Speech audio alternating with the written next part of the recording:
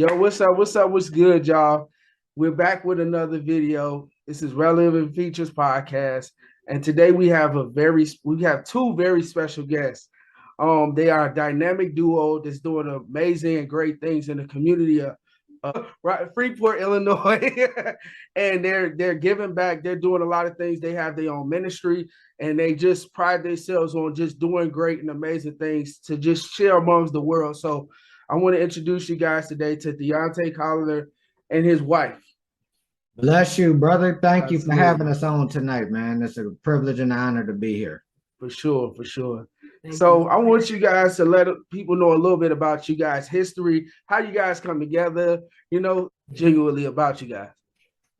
Well, my name is Shaneka Collier, and I met Deontae when I moved here in 1998 after graduating from high school. He and I both were actually applying for a job for a cleaning service, and I saw him there, and he gave me his number. It was like, I want you to call me. Right. We applied for the same job, and I always laugh because I got the job first, I think, and then they call him later. So right. It was kind of us after that. So 2 children later, we have a 20-year-old and a 18-year-old. The 20-year-old is in college at NIU. He's going to school to be a teacher. And then our youngest, he works a couple of jobs and he's into personal training and fitness and stuff. So that's his thing. Been married to Deontae for 20 years, but I've been dating him for 24 years, almost 25. Right. So, again, 2 kids later, we both work for the school district. We're educators. That's something that we love and enjoy. We're really passionate about it. There's so much potential in our youth. They just need to have somebody that shows them that they believe in them and that they can do things. They just need that one person. So we try to be those people for our students to show them, hey, we all face tough times, but you can get over this and you can do this. You can do anything you put your mind to. So one of the greatest rewards with that is when we have students that we had our first year of education, they come back and say, Mr. and Mrs. Collier, I know it seems like we didn't hear what y'all was saying and we were being super hard-headed, but thank you. Because you guys helped and pushed me. I graduated and I'm in college, or I graduated and I'm working. So like that makes you so proud, even when sometimes you're like, am I really helping? Am I really doing what I'm supposed to be doing? So that is something that we're extremely passionate about. And as you mentioned, we started a ministry, but I'll let him go into that because I don't want to talk the whole time. Right. I'm going to let you do your thing with the questions, bro. I'll just jump back in next one. Okay. So what's one reason, one of the reasons I invited you guys to be on the show is the involvement in the community and things that you guys do. So before we get specifically, can each of you speak on about how important it is for you to be activists within the community? So yeah, active in the community, I would say. Yes, sir. So it's a lot of people that complain about the city and what's not happening. Right. But we all got something that we can bring to the table. We just get up and make it happen. Right. People don't honor what you say, they honor what you do. And we got a lot of people sitting on the sideline talking about what they could do and what they would do. But we need some impact players to get in the game and get up and make a difference. So yeah, that's what I would say. Exactly. So this question is for both of y'all, so you both of y'all can answer. Okay. For me, I would say no, it's okay. For me, I would say it's important to, again, we all talk about change, but if you want to be change and talk about change, you have to be a part of that change. And it usually starts with one person. And if you don't do anything, you're not doing your best. So it's important to be there. It's important for people to be able to see you in the community. I mean, we've been faced with some really hard times here with murders and other things and just so much loss and sorrow. But being there for people, that's the kind of stuff that we need to see together in unity. So it's important to be out there. It's important for our students to see us out there. It's important for the community to be out there. We're in ministry, But the church is not just in the church, it's outside of the walls. So right. I think it starts, like you said, it starts inside the walls. Then you have to do the work outside it. sure. Yes, sir, for sure. Mm-hmm. So both of you worked within the school system. What made you both decide to get involved in education? Like, So I'll come at it maybe a different angle. I'll tell you what made me pursue higher education was the kids. Just seeing that in order for me to really help them, I can help them to a level. But these kids really, man, drove me to go back and get an associates and a bachelor's. I'm working on the master's. And I say the kids because they need us. right.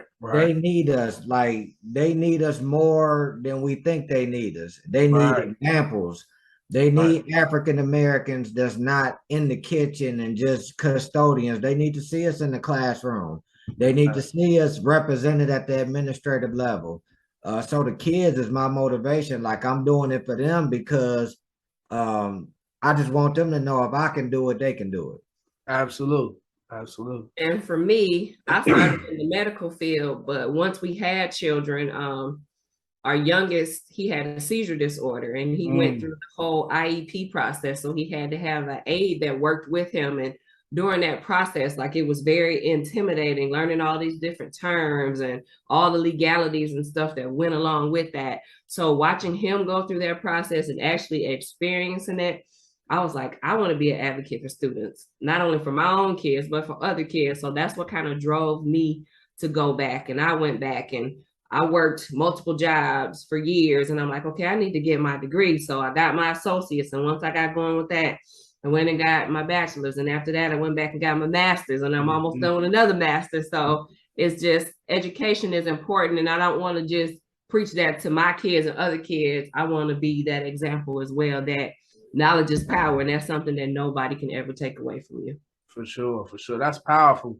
Both of you guys' point of view is very powerful. It's very much so needed. And it's more just like reassures why, I wanted you guys on the show as well, because what you guys stand for, it's beyond just words. Y'all really stand on the things that you guys say, and it shows. And I really admire you guys when it comes down to it. For real. Thank you, man. Appreciate that. So can you purpose within like having like things going on within like the guys repping ties and the girls who rock pearls ministries you guys have as well, outside of having the church ministry and you guys giving back? How did those things started as well, like giving back to the young women and the young guys out there? Sorry about that, but where did that come from? So I'll say for the guys, man, and the guys in ties. So it started like the component was called Dress for Success. We do know some young ladies rock ties too. So like guys rock ties, that's just a catchy saying, and girls rock pearls. Right. But when you dress successfully, you put it in your mind that I could be successfully. They always told me, start acting like what you want to be before you get there. If you dress up as a lawyer, a judge, a doctor, you just setting yourself up for success. And when you dress up, you feel good. Right. You look good. Your self-esteem is at an all-time high. And man, just the energy in our school right now, man, these kids, and we ran through 100 pearls like the first week. Man, thankful for United Way here in Freeport, man. They came through with a bunch more ties. So we're just looking forward for this thing, man, really exploding and going to the next level. So what made you guys even actually want to start it though? Like, where did the idea come from beyond the name? Where did the idea even come from to create something like this to give back? So I would say mentors. That's something that we both do as well. We've been mentors for the school district for quite some time. And even outside of our work hours, we mentor young people. So we were like, what are some things that we can do to make this a continual thing? Because a lot of times it would happen here and there, or only in the summer. So again, we wanted to make it be something continual. We want to teach them about being positive. We want to empower them. We want them to be resilient and know, again, despite your circumstance, that does not define, that's not your final destination. Like, you can still elevate and you can still accomplish any goal you want to accomplish. Right. And that's very important, that they definitely need to know that for sure. So how can locally men and women get involved in these organizations as far as you guys have? How could they get involved to help you guys? You know, as far as getting into school, man, I know they require you to like have a background check, you know, because they want to make sure that, you know, people up to par with that stuff working with kids. And, you know, man, that's only right. We want our kids to be protected. But I will be honest with you, man, a lot of the stories that our kids need to hear is that person that went to prison and got their life turned around, that person that wasn't always in a suit and tie, but now they making 6 figures, or they running their own business. Them the stories that our kids need to hear and see, because let's be real, man, the little Dirks, the NBA young boys got one of these kids' minds. They got their minds, man. Yeah. They glorify these lifestyles and they see all of this stuff and they listen to this music, and music, man, is really just tearing our youth apart. Yeah. So like, I know I went a different angle with it, but No, you good. how people can get involved, man, is just being willing. You ain't got to be perfect, but be willing. Just say, man, you know what? I got 20 minutes to come up. I can come eat lunch with a group of kids. I can come monitor the hallways. Because when these kids see you, go to a football game, a basketball game, a volleyball game. They don't have parents and family, man, to go to their games. And that's a hard thing. Your young shorty scored 4 touchdowns and ain't nobody from his family there. Right. So that's why it's important, because they looking for love, but we got to make sure they looking for it in the right places. Absolutely. And to tie into what you said, too, you absolutely right, because to go into a little bit about myself even as well, I came up the same way, you know, like my family wasn't really around. It was a tough upbringing that I came up around. So I know the feeling of when you want family to be there and they not around. It affects you in the long run, not just childhood. When you deal with certain things that you battle as you become an adult in this world, that you look at me like, why am I like this? Or why you deal with certain trauma because it's internal. You know what I'm saying? That you can't really recognize where it's coming from, but it came from the past of certain things that you can't really explain. Right. You know what I'm saying? So it's really key that you know, kids be open to really sometimes even acknowledge that, because sometimes they're not willing to, so they holding that in, and I'm gonna be tough about it, and keep their head, have this hard exterior about themselves because they don't want to show their weakness. Right. That's you know what I'm saying? So I totally absolutely agree with you on that for sure. So who are you spiritually, who are spiritually you guys role models? Man, we got so many. So many, man. But I would say, for me, my bishop, man, he's gonna be 81 this year. And Bishop, I was in the streets, man. I was a hustler, man. I was hustling, man, doing my thing. And Bishop saw something in me I ain't seeing myself. And even when I was rearing back the other way after he came in the streets and, got me out, told me about the Lord, gave me a job in the church, and he always he covered me, man. Like, he wouldn't let the things that go on in church necessarily pollute my mind or get inside my heart or cause me to walk away. He showed me how to lead the right way, man. So Bishop James E. Washington, I'm forever grateful for. He's still living. He was my pastor. He's my bishop. Man, he's a spiritual father to me. So I'll say him for me.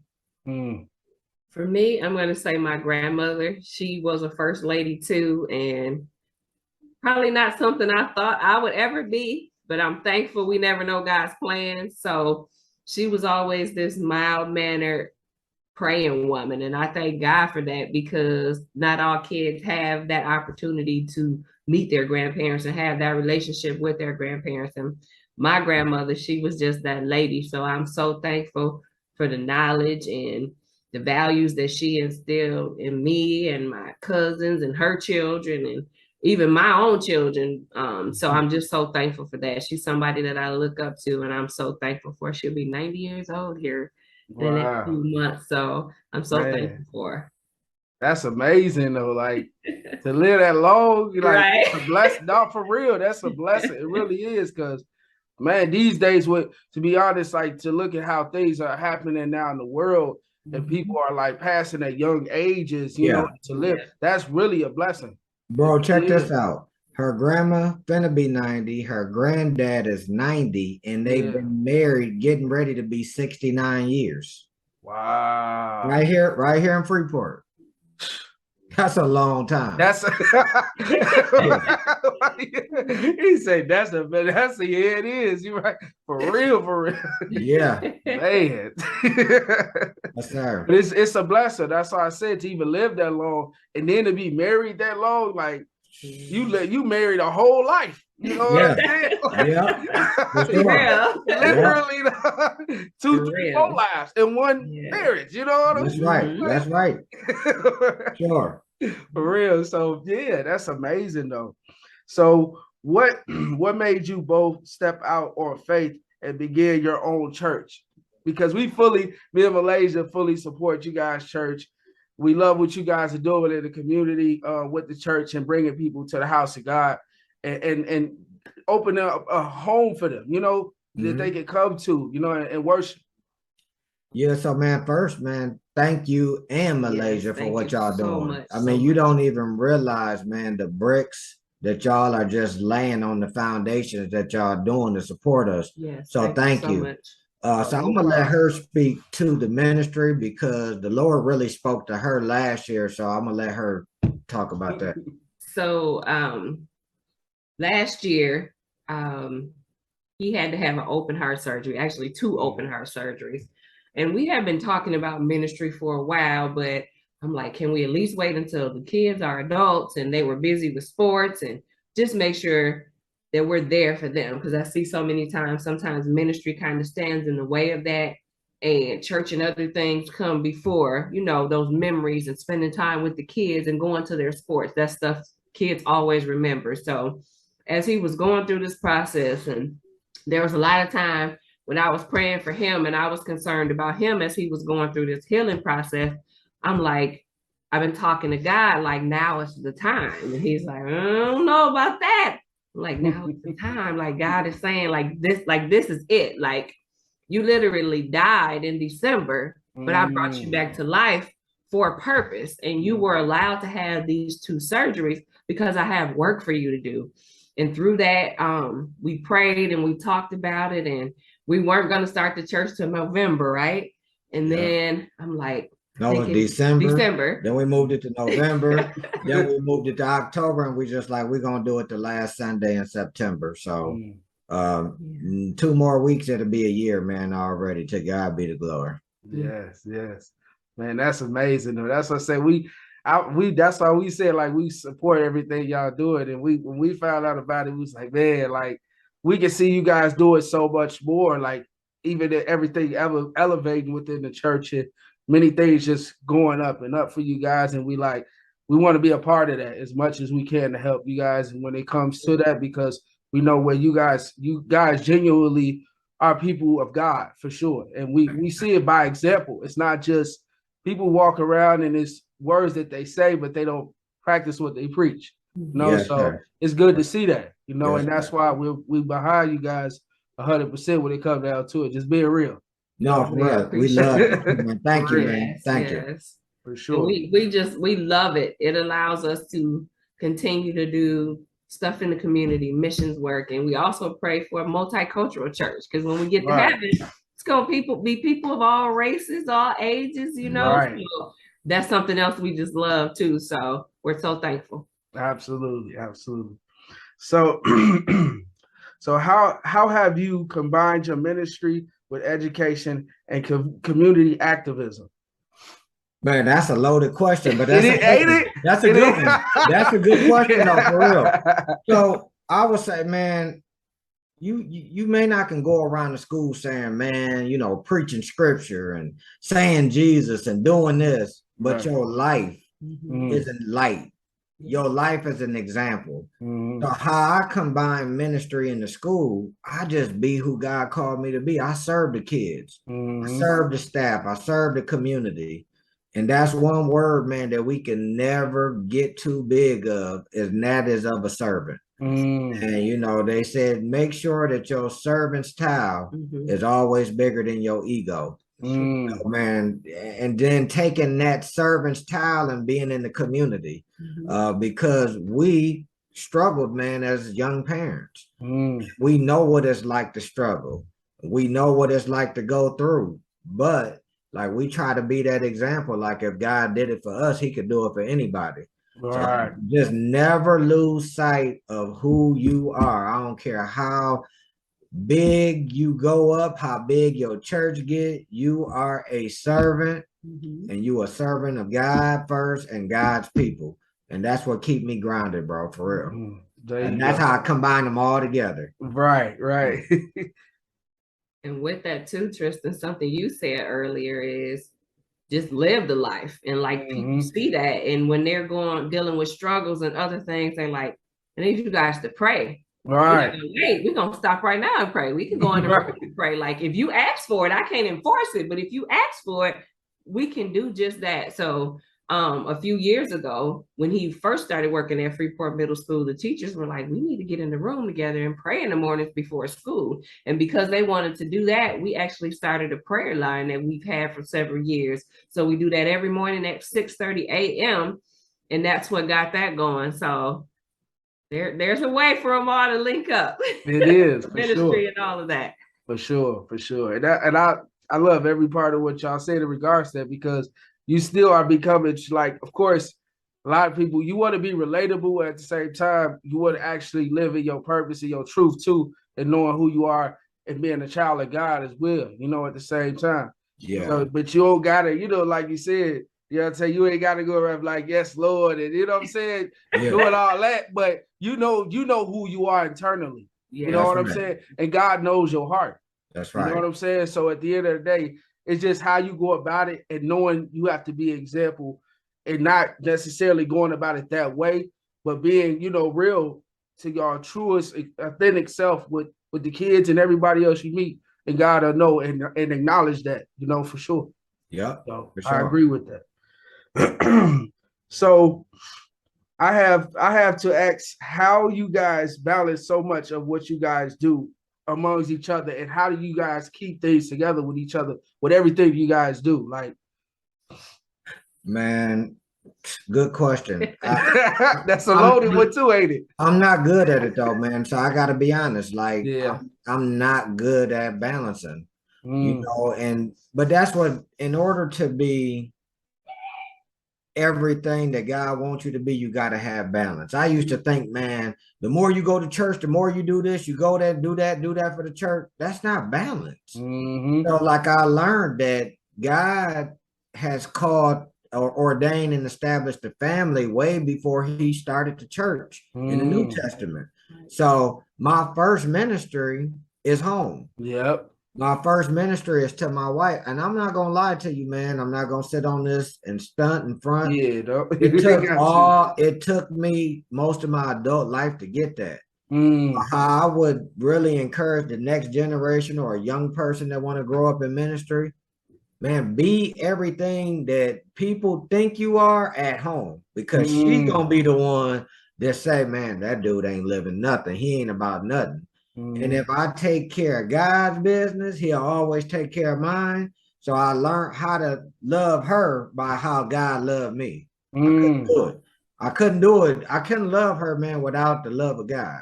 Right. So I'm not good in that area. So I'm gonna let her speak in the balance part. I'm not either. I'll be honest with you. That I think as humans, it's just natural in us to want to disappoint people. So it's difficult for us to say no. So we are learning, because he asks all the time, how do you do that? Like, how do you say no? We were literally on vacation and we got text messages about funerals and things like that. Like, that's ministry calls. But at some point, you have to disconnect from things and take that, because if you don't refill your cup, there's nothing for you to pour into others. Right. So we're working on that. It's a struggle for us sometimes. I'm gonna be honest, because we want to be what people in ministry need us to be, or what God wants us to be first, and then what people need. But sometimes even with that, we're learning to work on saying no. If that makes sense. Right. No, because I'm going through the same thing. It's to learn how to get that balance, because it's really difficult at times to know how to learn when to unwind and chill. You know what I'm saying? And also trying to learn how to keep going with whatever you're choosing to do as far as business, whether it be ministry. You know, it can be hard to balance all of that. And sometimes not want to take a day off. It's very hard to want to do that sometimes, especially when you feel like this is what you was born to do. You know, it's really hard. I understand that. And I'm working on that too as well. And it's a continuous process. I don't think nobody probably perfectly mastered it, in my opinion. But I don't know everybody, but that's just how I feel. Yeah. If they do, they got to share that secret with us, right?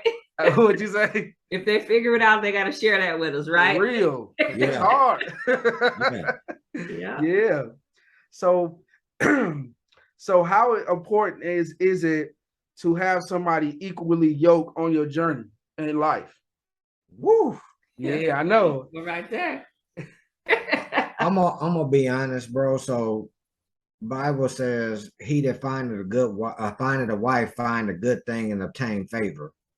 Every milestone, everything I've accomplished, every great man or woman that I've been able to sit and stand before is because of the favor that God has given me from this woman.